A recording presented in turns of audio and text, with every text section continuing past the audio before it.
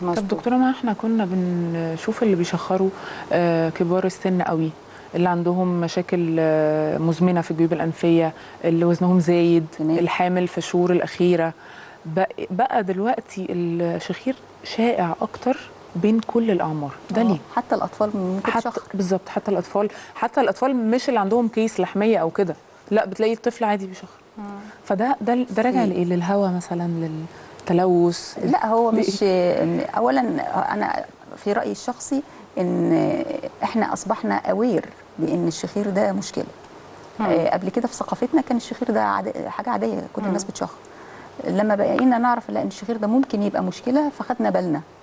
بالنسبه للاطفال اكتر سببين او 3 اسباب ممكن يعملوا شخير، زي ما عويده واضح انها مذاكره كويس. ايوه.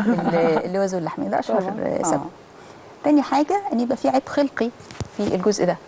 الطفل مولود مثلا الفك شكله صغير، وده بيبقى اعوجاج الحاجز الانفي. اعوجاج الحاجز الانفي. دكتوره في نفسك قوي. ايوه.